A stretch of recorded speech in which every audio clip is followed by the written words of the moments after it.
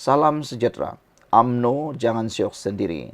Mahu menang dalam pilihan raya, kata Mazir.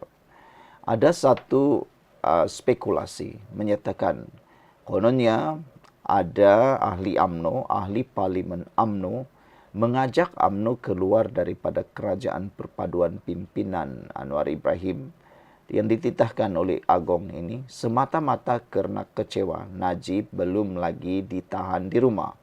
Semata-mata mereka kecewa kerana Najib kekal di penjara. Tapi ramai netizen, khususnya para pengulas politik menyatakan, jangan kerana Najib sekali lagi UMNO terjun ke lembah kekelaman. Kerana sebelum ini pun kita tahu gara-gara kes 1MDB, punca utamanya UMNO tumbang dalam pilihan raya, kembali masuk dalam lembah kekelaman, gelapnya sampai sekarang. Tapi sekarang UMNO sudah mula timbul semula. UMNO mula bangkit semula dalam kerajaan perpaduan. Tapi ramai yang mula lupa, khususnya ahli-ahli UMNO yang tegar menyokong Najib. Mereka lupa bahawa UMNO sedang dalam proses dan belum cukup kuat untuk berdiri sendiri. Permintaan mereka untuk UMNO berdiri berlawan secara solo dalam pilihan raya amatlah tidak relevan sama sekali. Di Sabah, khususnya PRN Sabah yang akan menjelang tiba, saya menjangkakan UMNO tidak mampu menjadi dominasi politik semula. Kerana saudara-saudara sekalian, UMNO perlu sekutu. UMNO belum lagi mampu berdiri semula di kaki sendiri selepas mereka terpalit dalam pelbagai jenis kes di mahkamah. Sebelum itu, saya nak perkenalkan kepada anda semua, ini terapi imun transfer factor for life. Terapi imun ini meningkatkan daya imun badan kita sehingga 400%. Secara umum dan ringkasnya, kita kena penyakit, kita sukar sembuh daripada penyakit. Kita susah untuk melawan daripada penyakit kerana imun badan kita yang lemah. Tetapi dengan peningkatan daya imun badan kita sehingga 400% kita boleh sembuh daripada semua jenis penyakit. Kerana imun badan kita yang bertindak kuat melawan penyakit daripada dalam. Jadi, transfer factor for life meningkatkan daya imun badan 400% ini membantu kita mengenal pasti penyakit yang ada dalam tubuh badan kita, membantu meningkatkan imun badan dan menjadikan imun badan kita bijaksana supaya dia tahu mana satu lawan, mana satu kawan dalam tubuh badan kita. Dapatkan produk transfer factor terapi imun ini melalui nombor telefon yang tertera. Saudara, menurut seorang pemimpin UMNO iaitu Mazir, UMNO jangan syok sendiri, mahu menang pilihan raya. UMNO tidak boleh lagi berada dalam keadaan selesa atau terus bermimpi jika mahu memastikan kemenangan pada pilihan raya yang akan datang. Ahli Majlis Kerja Tertinggi MKT UMNO, Datuk Seri Mazir Khalid berkata, parti itu perlu bersedia menghadapi pelbagai cabaran termasuk serangan fitnah yang boleh menjejaskan sokongan rakyat. Pengerusi UMNO Kedai itu berkata, banyak cabaran perlu didepani parti, antaranya berita-berita fitnah yang boleh mempengaruhi pengundi. Kita tidak boleh leka, katanya. Pilihan raya mungkin pada 2027. Kita kena fikir macam mana nak tambah kerusi, bukan hanya kekalkan kerusi parlimen dan Dewan Undangan Negeri DUN yang sedia ada. Ada 3 berita, iaitu pertama cerita benar, kedua cerita separuh benar, dan ketiga berita fitnah. Kita harus belajar daripada apa yang berlaku sebelum ini, katanya. Contohnya, beberapa fitnah terhadap Datuk Seri Najib Razak semasa menjadi Perdana Menteri satu negara percaya, katanya. Beliau berkata demikian ketika merasmikan Majlis Mesyuarat Perwakilan UMNO bahagian Pengerang di Desaru pada Ahad. Hadir sama Ketua Penerangan UMNO yang juga Ketua UMNO bahagian Pengerang, Datuk Seri Azalina Atman Said. Sementara itu, beliau berkata, Pakatan Harapan PH perlu faham perasaan pihak dalam Barisan Nasional dalam isu tertentu. Kita faham dia, tapi jangan selalu tak faham perasaan kita, katanya lagi. Sekian untuk kali ini. Jangan lupa tinggalkan komen anda. Jumpa lagi. Bye-bye. Salam sejahtera. Terima kasih kerana bersama dengan saya di Nazilin Unity Channel. Tentang tahanan rumah Najib, semua orang mula bersuara. terutamanya ahli parlimen daripada UMNO. Salah seorang yang lantang bercakap ialah Akmal Saleh. Mau sangat Najib masuk dalam tahanan rumah. Banyak yang menyatakan kalau Najib masuk dalam tahanan rumah, geopolitik Malaysia akan berubah sekali lagi. Akan ada permainan yang akan memperlihatkan wajah sebenar UMNO dalam kerajaan. Adakah itu benar atau betul? Saya pun tak pasti. Ramalan daripada ramai netizen ialah mereka berusaha bersungguh-sungguh mendapatkan keadilan untuk Najib, untuk ditahan di rumah, adalah untuk memperlihatkan bahawa Najib masih punya harapan. Adakah benar Najib adalah menjadi punca sinar baru kepada UMNO untuk bersinar kembali? Kalau Najib benar-benar dapat membangkitkan semula UMNO, maka ini akan menjadi satu pertarungan persepsi yang terbesar. Cadangan tahanan rumah untuk Najib tidak munasabah, kata ahli Parlimen Kepong. Apa pula pendapat anda? Munasabahkah Najib masuk dalam tahanan rumah? Ataukah tidak munasabah? Jika anda rasa Najib tidak munasabah ditahan di rumah, sila tinggalkan komen anda tidak munasabah. Tapi sebelum itu, saya nak perkenalkan kepada anda semua, ini ialah terapi imun Transfer Factor for Life, meningkatkan daya imun badan kita sebanyak 400%. Dengan peningkatan daya imun badan kita, secara umumnya kita boleh sembuh daripada sebarang penyakit kerana imun badan kita kuat melawan daripada dalam, bijaksana mengenal pasti penyakit daripada dalam tubuh badan kita dan mengerti bagaimana bekerja lalu menyembuhkan kita daripada sebarang jenis penyakit kerana akar penyakit diserang daripada dalam. Secara umumnya, kalau imun badan kita lemah, kalau imun badan kita menjadi bodoh, kita juga tidak sembuh-sembuh daripada sebarang jenis penyakit. Tetapi dengan peningkatan daya imun badan, dengan kekuatan imun badan kita, kita boleh jadi sembuh daripada semua jenis penyakit. Transfer Factor for Life, terapi imun ini ialah penemuan bersejarah dalam dunia kedokteran dan perubatan abad ini. Ianya disahkan halal, diluluskan oleh KKM dan juga diperakui oleh doktor-doktor di seluruh dunia. Cepat dapatkannya melalui nombor telefon yang tertera. Ingat, jangan tangguh-tangguh, jangan mengambil jalan bertangguh-tangguh. Ini mungkin jalan cahaya yang Tuhan berikan kepada anda untuk mendapatkan semula kesihatan anda yang selama ini anda cari-cari. Ingat, Transfer Factor for Life ini penemuan paling bersejarah dalam dunia kedokteran. Saudara, ahli Parlimen Kepong Lim Lip Eng menyifatkan cadangan agar bekas Perdana Menteri Datuk Seri Najib Tun Razak menjalani baki hukuman penjara secara tahanan rumah sebagai tidak munasabah dan wajar ditolak secara tegas.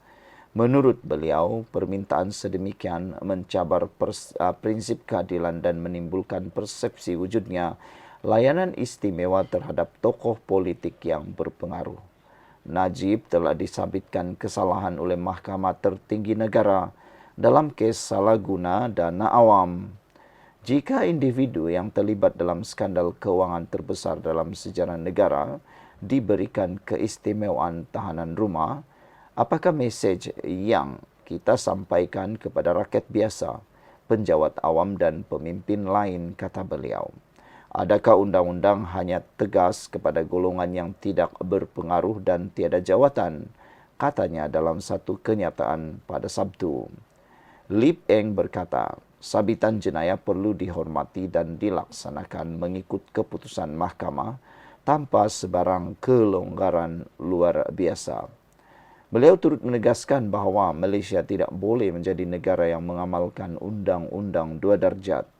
Kedaulatan undang-undang perlu ditegakkan secara saksama, berintegriti dan konsisten terhadap semua tanpa pengecualian, tegasnya. Sebelum ini, media melaporkan bahawa AGC memaklumkan kepada Mahkamah Persekutuan bahawa mereka tidak mempertikaikan kewujudan titah edendum yang membolehkan Najib menjalani baki hukuman penjara dalam tahanan rumah. Bagaimanapun Peguam Kanan Persekutuan menyatakan IGC mempersoalkan prosedur pengemukaan titah tersebut sebagai bukti baharu dalam permohonan semakan kehakiman di mahkamah.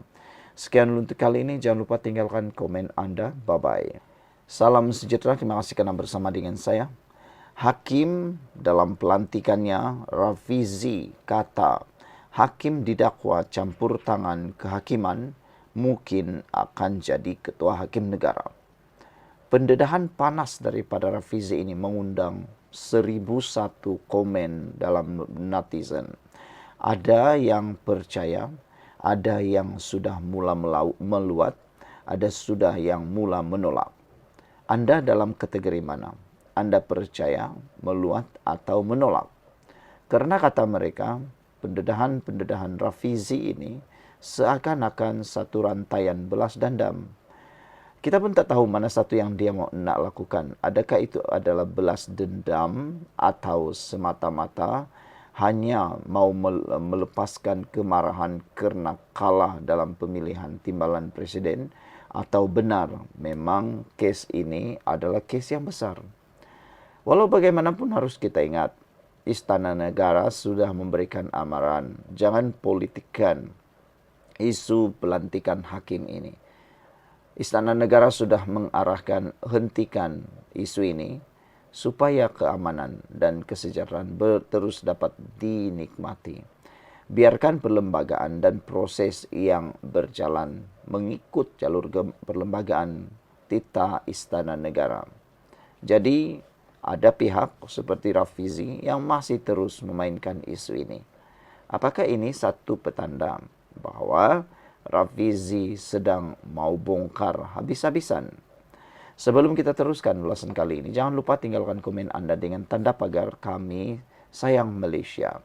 Ini ialah terapi imun Transofector for Life. Terapi imun ini meningkatkan daya imun badan kita sehingga 400%.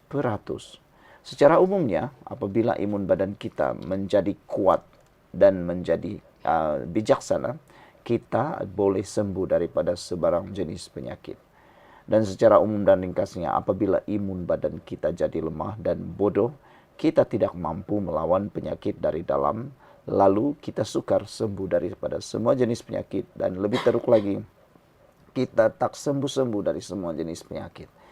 Saudara, apabila imun badan kita menjadi kuat, maka imun badan kita lah yang bertindak, mengenal pasti mana satu musuh, mana satu lawan dalam tubuh badan kita. Apabila imun badan kita sudah mengenal pasti musuh, maka dia akan menghancurkan atau akan memerangi akar penyakit tersebut, lalu kita sembuh secara total. Dan imun badan kita yang jadi bijaksana juga dapat membezakan mana satu lawan, mana satu kawan. Dapatkan nombor telefon yang tertera, hubungi melalui nombor telefon yang tertera, dan ingat, ini mungkin jalan yang Tuhan sediakan bagi anda untuk mendapatkan kesehatan yang anda cari-cari selama ini. Saudara, pendedahan Rafizi yang memberi amaran, seorang hakim kanan yang didakwa terlibat dalam campur tangan kehakiman mungkin akan dilantik sebagai ketua hakim negara tidak lama lagi. Menjadi tanda tanya ialah siapa hakim kanan yang didakwa Rafizi ini. Bercakap dalam sebuah forum mengenai institusi kehakiman malam tadi, Rafizi meramalkan proses itu akan bermula dengan pemangku ketua hakim negara, Hasna Hashim, dan pemangku Presiden Mahkamah Rayuan, Zabaria Yusuf, masing-masing dilantik secara rasmi ke jawatan itu. Manakala hakim yang terpalit dengan dakwaan tersebut bakal dinamakan sebagai Hakim Besar Malaya. Rafizi membangkitkan yang Hasna dan Zabaria kini sedang menjalani lanjutan perkhidmatan selama 6 bulan dan masing-masing dijadual bersara pada Oktober dan November tahun ini. Katanya, ini membuka ruang kepada hakim yang terpalit dengan dakwaan itu untuk naik pangkat sekali lagi dan akhirnya dilantik sebagai ketua hakim negara. Maknanya dalam tempoh 5-6 bulan dari sekarang kita akan dapat ketua hakim yang telah direkodkan melalui minit mesyuarat JSC sebagai orang yang berdepan dakwaan. Katanya, orang atau ahli Parlimen PKR itu merujuk kepada dokumen yang didakwa sebagai minit mesyuarat GAC yang disebarkan di media sosial. Dokumen itu dilihat selari dengan dakwaan campur tangan kehakiman yang mula diperkatakan bulan lalu, susulan kebocoran laporan polis yang dibuat oleh pihak hakim berkenan. Sementara itu, Rafizi menyebut nama hakim terbabit secara khusus. Malaysia kini tidak mendedahkan identitinya sementara menunggu maklum balas rasmi daripadanya. Rafizi mengingatkan jika ramalannya menjadi kenyataan ia akan memberi kesan besar kepada institusi kehakiman dan boleh melemahkan semangat para hakim yang menjalankan tugas dengan integriti dan saksama. Dalam forum malam ini, Rafizi turut menyuarakan kebimbangan golongan elit kaya yang terlibat dalam skandal campur tangan kehakiman VK Linggam dahulu mungkin turut terbabit dalam krisis pada masa ini agar keputusan mahkamah berpihak kepada mereka. Sekian dulu untuk kali ini. Jangan lupa tinggalkan komen anda. Bye-bye.